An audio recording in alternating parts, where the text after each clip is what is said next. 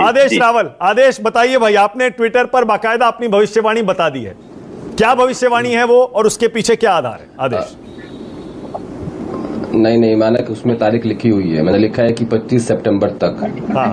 मैंने 2 बार ट्वीट किया है, एक बार 18 सितंबर को और एक बार 25 सितंबर को, और मेरा कहना ये है कि ये डाटा इस तारीख तक का है। अभी आज 26 तारीख है, 3 तारीख को लास्ट डे ऑफ कैंपेन है, अभी 7 दिन बचे हुए हैं और चुनाव में एक ही दिन काफी होता है। और मेरा ऐसा मानना है कि आखिर के 3-4 दिनों में जाके कहीं, बल्कि 5 दिन जब रह जाते हैं तब जाके चुनाव सेटल होता है। लेकिन अभी तक की मेरी जानकारी ये कहती है हरियाणा को लेके कि चुनाव लगभग 2 पार्टियों के बीच सिमटता जा रहा है, कांग्रेस वर्सेस बीजेपी।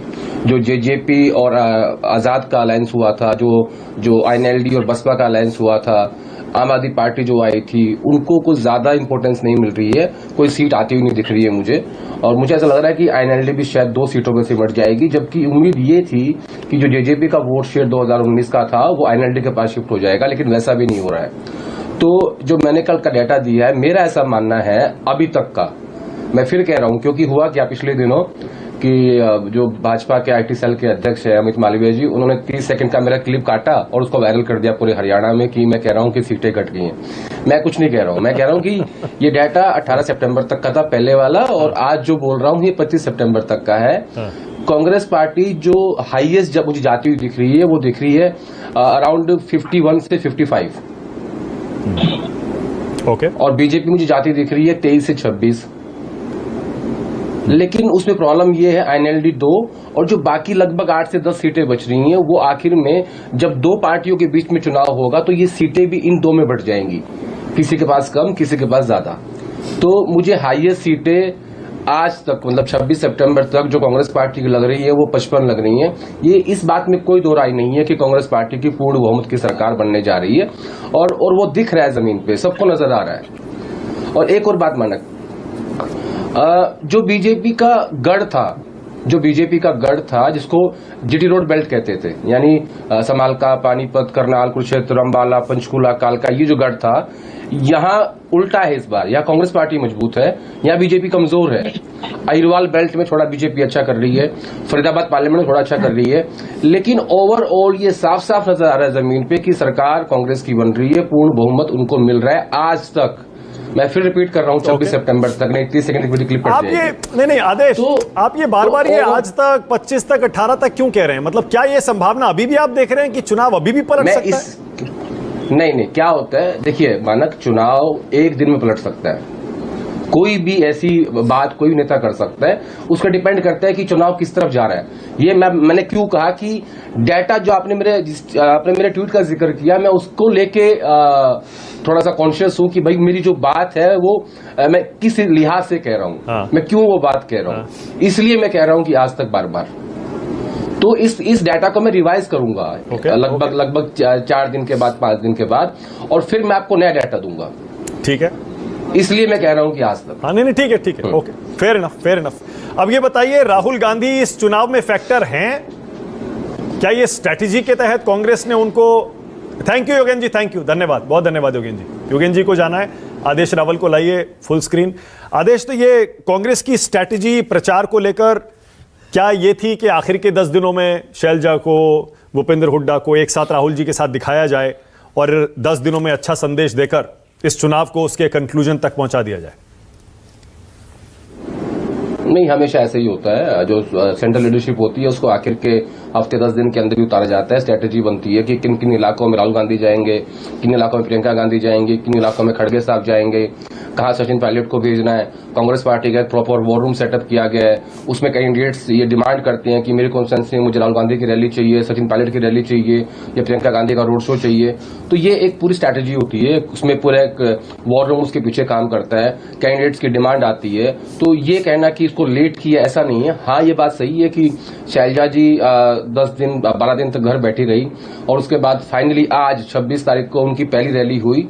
और आप देखिए आज की रैली में खास बात क्या थी, आपने 2 बातों का जिक्र नहीं किया।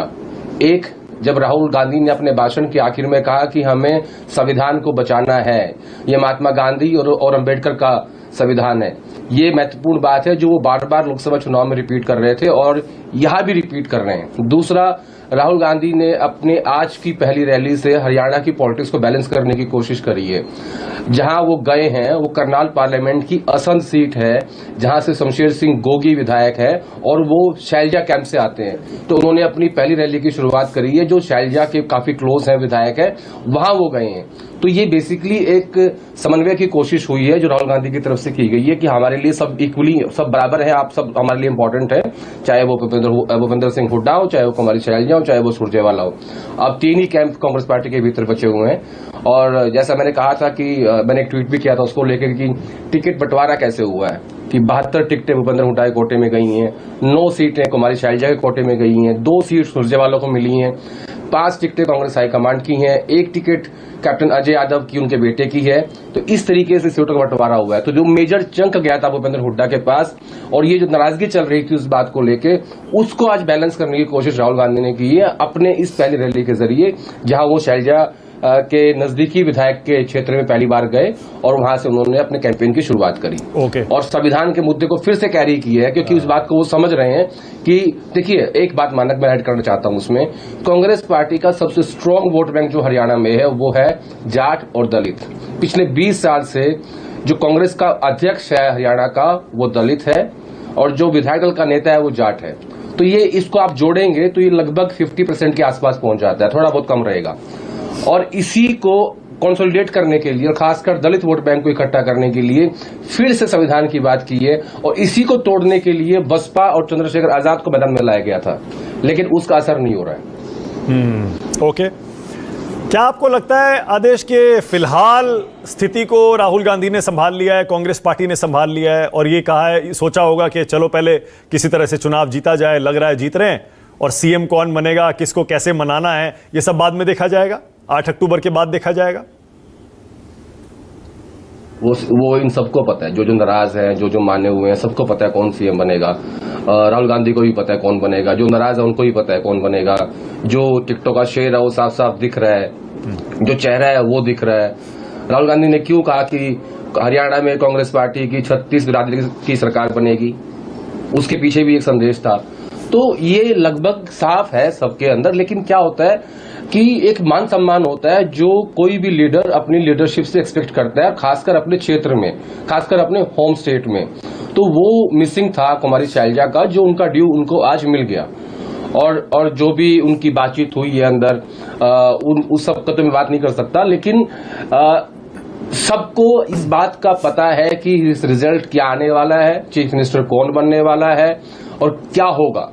तो ऐसा कुछ छुपा हुआ नहीं है, ये बात सबको पता है।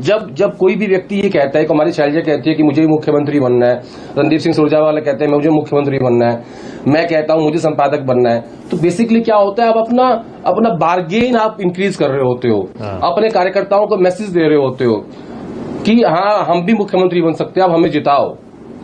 अब सपोज करिए रणदीप सिंह सुरजेवाला के बेटे चुनाव लड़ रहे हैं, अगर वो ये बात नहीं कहेंगे कि मुझे मुख्यमंत्री बनना है, तो मुझे लगता है उनका मैसेज थोड़ा सा हल्का हो जाएगा। तो हर नेता अपने आप को ऐसे ही बड़े लेवल प्रोजेक्ट करता है, अंदर से सब जान रहे होते हैं कि क्या होने जा रहा है और क्या होने वाला है। बिल्कुल सही है। ओके, अब सिद्धार्थ यादव। सिद्धार्थ, अब